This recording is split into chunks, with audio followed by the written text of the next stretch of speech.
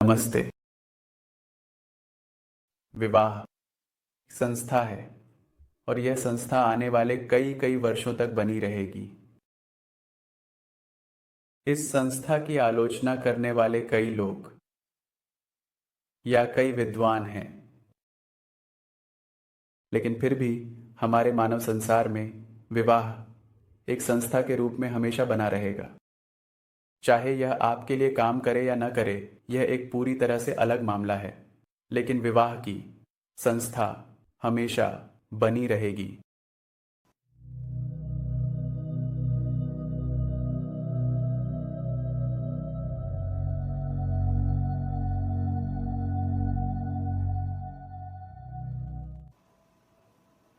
और अब इस विषय पर वापस आते हैं कि कुछ ज्योतिषीय संकेतों की पहचान करना जो एक कठिन पति या बुरे पति को दर्शाते हैं।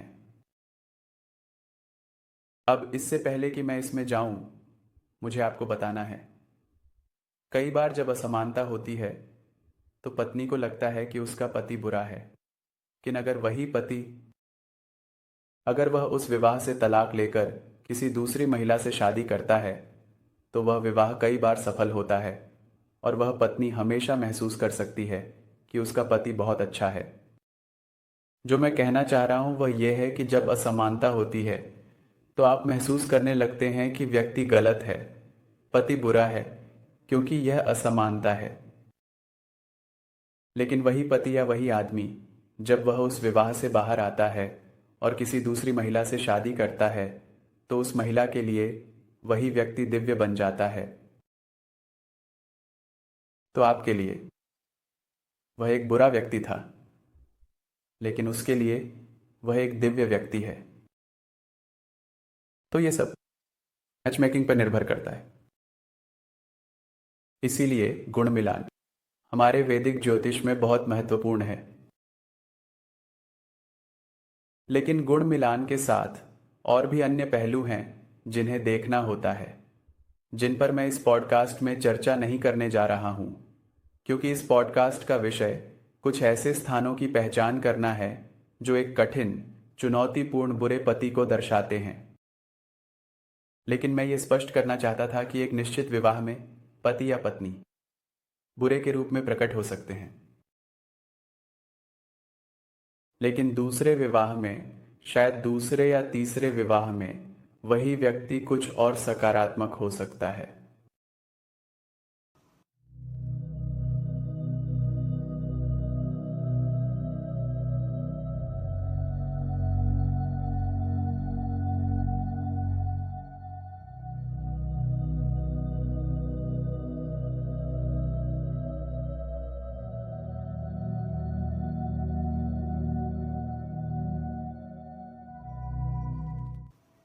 तो अब मैं आपकी जन्म कुंडली में बुरे या चुनौतीपूर्ण पति के संकेतों के बारे में और चर्चा करूंगा।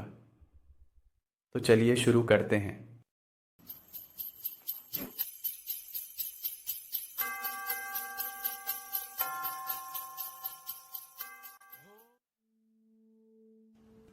एक सही व्यक्ति गलत जगह पर बहुत नुकसान कर सकता है। फिर सही व्यक्ति भी एक बुरे व्यक्ति के रूप में प्रकट होने लगता है। कई बार एक अच्छी महिला को उस पुरुष से शादी करने के लिए मजबूर किया जाता है जिसे वह पसंद नहीं करती, और इस प्रकार ऐसी दुर्भाग्यशाली महिला एक दुखद विवाह में पीड़ित होने के लिए बंधी होती है। ऐसे विवाह में न तो पति खुश होता है और न ही पत्नी। फिर भी वे अपनी शादी को जारी रखते हैं क्योंकि वे अपनी सामाजिक छवि को लेकर बहुत चिंतित होते हैं। तलाक ओ कई समाजों में एक वर्जना माना जाता है और आमतौर पर उच्च पदों पर बैठे समृद्ध पुरुष तलाक से बचने की कोशिश करते हैं क्योंकि लोग क्या कहेंगे। और इस प्रकार दर्द और पीड़ा की गाथा जारी रहती है। पति और पत्नी एक ही छत के नीचे रहते हैं, लेकिन अलग अलग कमरों में। उनमें से कोई भी एक दूसरे का चेहरा देखना नहीं चाहता, लेकिन प्रतिष्ठा और छवि उन्हें एक असफल विवाह में रहने के लिए मजबूर करती है। दिलचस्प बात यह है कि यह देखा गया है कि प्रेम विवाह एक दुःस्वप्न में बदल गए हैं, क्योंकि शादी के बाद प्रेमी जो पति बन गया है अब और ध्यान नहीं देता। इसके बजाय वह स्वभाव से अधिक झगड़ालू और बुरा बन जाता है। वह अधिकारवादी हो जाता है और हमेशा अपनी पत्नी के चरित्र पर संदेह करता है। अगर वह संयोगवश उसे एक पुरुष मित्र के साथ देखता है तो वह उसके चरित्र पर संदेह करने लगता है। कभी कभी ऐसे पति अपनी पत्नी को वेश्या कहने तक पहुंच जाते हैं, सिर्फ इसलिए कि वह किसी अन्य पुरुष के साथ घूमती है। वह ऐसे बेवकूफ पति की शब्दकोश में वेश्या बन जाती है। इसलिए यह एक मिथक है कि केवल व्यवस्थित विवाह में ही बुरे पति पाए जाते हैं। वास्तव में प्रेम विवाह में भी आपको अधिक बुरे पति मिलेंगे, क्योंकि प्रेम विवाह तीव्र भावनाओं का विवाह है और इसलिए जहां गहरा प्यार होता है वहां गहरी नफरत भी होती है। जब विवाह विफल होते हैं, पति एक आत्मा साथी की तलाश करने लगता है। वे सोचते हैं कि एक आत्मा साथी उनकी जिंदगी बदल देगा। वे सोचते हैं कि एक आत्मा साथी उनकी पत्नी से बेहतर होगा, लेकिन यह केवल उनके मन का एक भ्रांति है। ऐसा पति एक आत्मा साथी के साथ भी वही नरक बनाएगा जैसा उसने अपनी शादी के साथ बनाया है। शब्द लेबल के अलावा कुछ भी नहीं बदलता। ऐसा पति शब्द पत्नी को शब्द आत्मा साथी में बदल सकता है, लेकिन वह वही है, वह वही व्यक्ति है, वह नहीं बदला है। और जब तक वह वही व्यक्ति बना रहता है, वह आत्मा साथियों के साथ भी वही नरक बनाता रहेगा। उन सभी पत्नियों के लिए जिन्होंने अपनी शादी में दुख सहा है या जो शादी में दुखी हैं, आपको समझना चाहिए कि जब भी आप शादी में दुखी होते हैं, यह मुख्य रूप से आपके पिछले जीवन के कर्मों से जुड़ा होता है। कभी कभी पति वास्तव में सबसे बुरा और असंवेदनशील होता है, जानवर, जिसे आपको कुछ मजबूरियों के कारण सहन करना पड़ता है। इस पॉडकास्ट मैं कुछ ग्रहों की स्थिति साझा कर रहा हूं जो एक बुरे असंवेदनशील पति को दर्शाती है, जो एक जानवर के समान है। वास्तव में जानवर भी बेहतर होते हैं क्योंकि उनमें कम से कम कुछ आभार होता है, लेकिन ऐसा गंदा गरीब चरित्र वाला पति एक नाशुक्रा आदमी है और अपनी पत्नी को बहुत दर्द पहुंचाता है। एक पति द्वारा किया जाने वाला सबसे बुरा काम अपनी पत्नी के चरित्र पर संदेह करना और अपनी पत्नी को वेश्या कहना है। और एक पति जो अपनी पत्नी के साथ शारीरिक रूप से दुर्व्यवहार करता है या दूसरी महिला के साथ सोकर अपनी पत्नी को धोखा देता है, वास्तव में एक बहुत दुर्भाग्यपूर्ण बात है। और जीवन के किसी न किसी चरण में ऐसे दुर्व्यवहार करने वाले क्रूर पति को अपनी पत्नी के साथ किए गए सभी कार्यों का बदला चुकाना होगा। एक महिला की कुंडली में विवाह से खुशी का संकेत देने वाला प्रमुख ग्रह शुक्र है। दूसरा ग्रह शनि है। चूंकि शनि काल पुरुष कुंडली के 11वें घर का स्वामी है और शनि पिछले जन्म के कर्मों से भी सीधे जुड़ा हुआ है। प्रारब्ध कर्म शनि के अंतर्गत आता है और प्रारब्ध कर्म आपके पिछले जन्म का कर्म है। याद रखें, कर्म 3 प्रकार के होते हैं। प्रारब्ध कर्म जो आपके पिछले जन्म का कर्म है, संचित कर्म जो आपके पिछले जन्म के सभी कर्मों का संपूर्ण योग है, और क्रियामान कर्म जो वह कर्म है जो आप दैनिक आधार पर करते हैं। प्रारब्ध कर्म, संचित कर्म और क्रियामान कर्म। तो कर्म 3 प्रकार के होते हैं और शनि प्रारब्ध कर्म का संकेत देता है। तो जब आपका विवाह विफल हो रहा है या जब आप अपने विवाह में दुखी हैं, तो इसका मतलब है कि आपका प्रारब्ध कर्म अच्छा नहीं है और आपको अपने क्रियामान कर्म को सुधारने के लिए विशेष प्रयास करने होंगे। क्रियामान कर्म वह कर्म है जो आप अब करते हैं। इसलिए यदि आप अब कुछ अच्छे कर्म करना शुरू करते हैं तो अगले जीवन में आपके पास एक बेहतर पति का संस्करण होगा। तीसरा ग्रह बृहस्पति है, क्योंकि सभी समारोहिक रीतियां जैसे विवाह या कोट विवाह भगवान बृहस्पति द्वारा मान्य होती हैं। चौथा और अंतिम ग्रह सूर्य है। सूर्य आपके समाज में स्थिति और गरिमा का संकेत देता है। विवाह में विफलता महिला की गरिमा और समाज में स्थिति को प्रभावित कर सकती है। इसलिए शुक्र, शनि, बृहस्पति और सूर्य जीवन में विवाह की समग्र स्थिति का संकेत देते हैं। अब जब मैंने विवाह की स्थिति का संकेत देने वाले ग्रहों पर चर्चा की है, मैं अब जन्म कुंडली में उन घरों पर चर्चा करूंगा जो आपके विवाह में भी महत्वपूर्ण भूमिका निभाते हैं।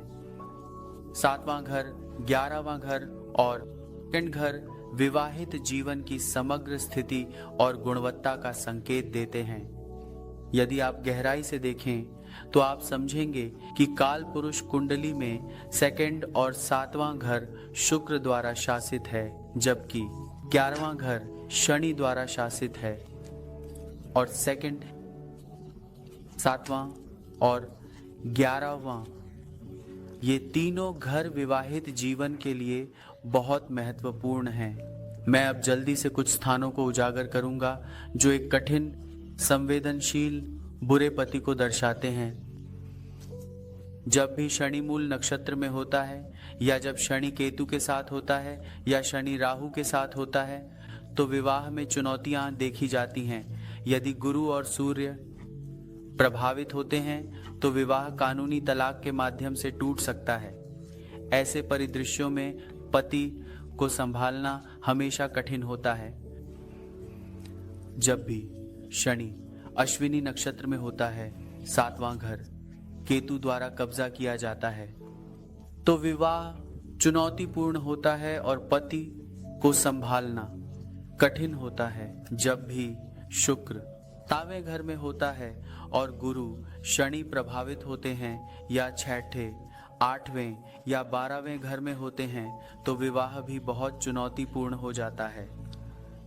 चौथा बिंदु है, जब भी 7वें घर का स्वामी 6ठे, 8वें या 12वें घर में चंद्रमा से होता है तो नेटिव उस व्यक्ति से शादी करता है जिसे वह पसंद नहीं करती।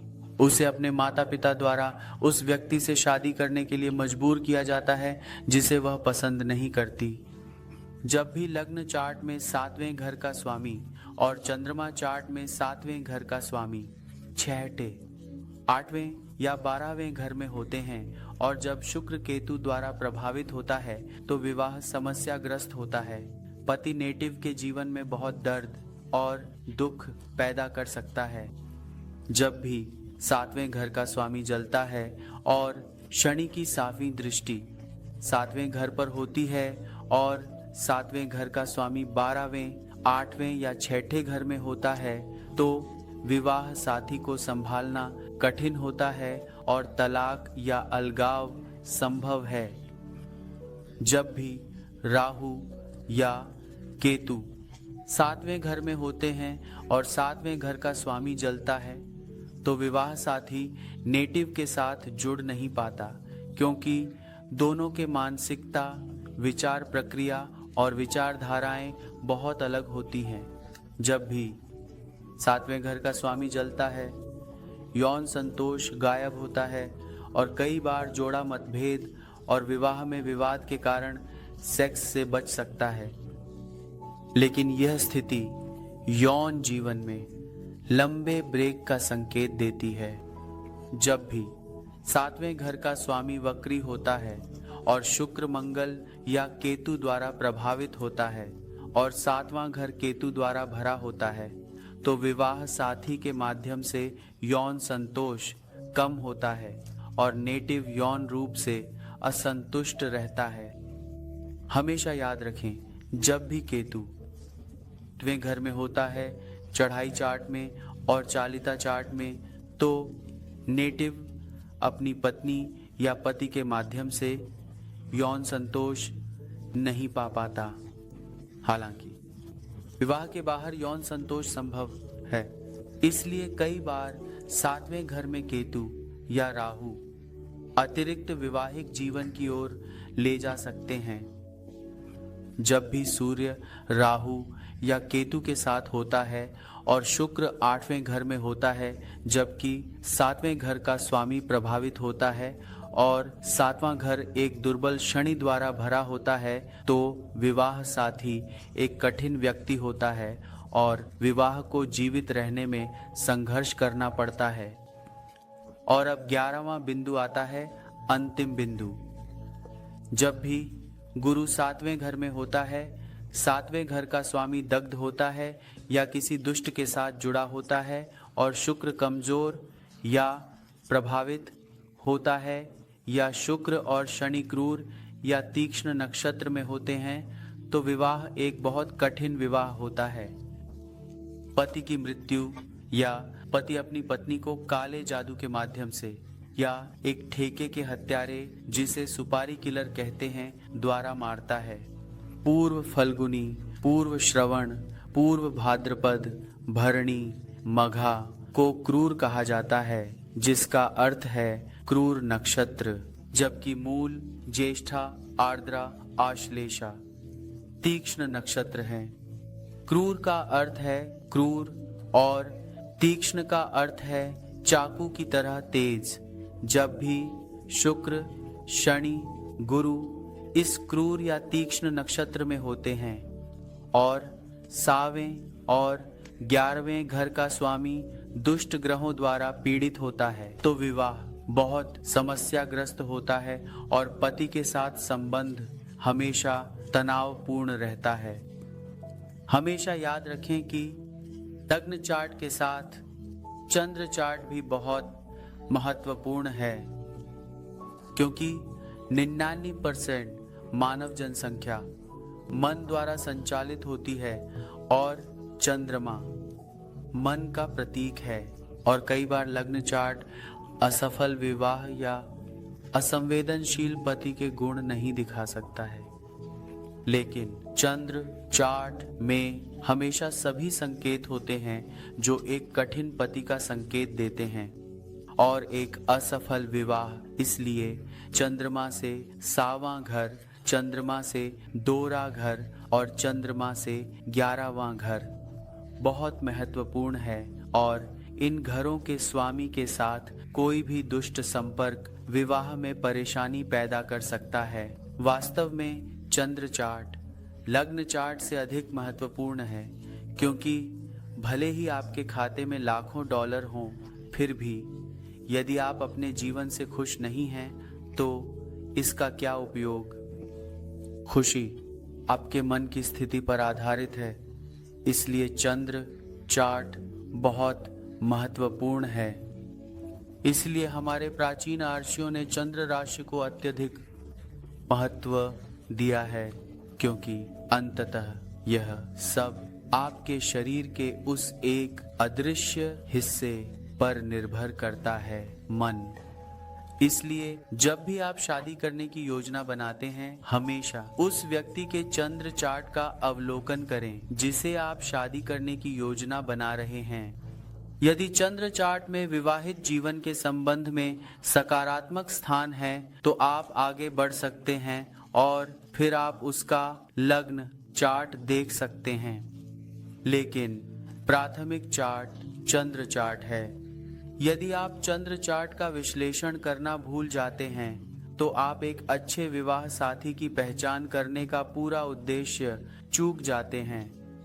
अपने जीवन के साथी का चयन करने से पहले हमेशा चंद्र के नक्षत्रों और चंद्र चार्ट की समग्र गुणवत्ता पर ध्यान केंद्रित करें।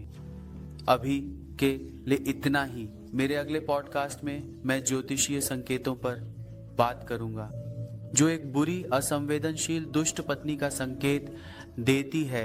जय श्री गणेश, जय गुरु।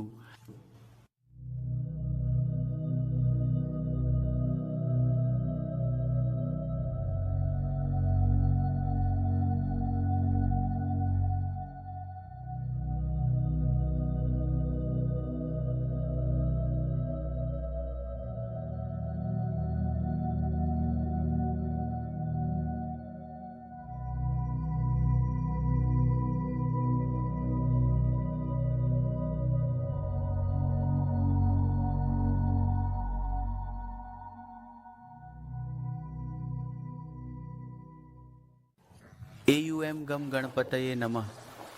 एयुएम गम गणपतये नमः। एयुएम काम गणपतये नमः। एयुएम श्री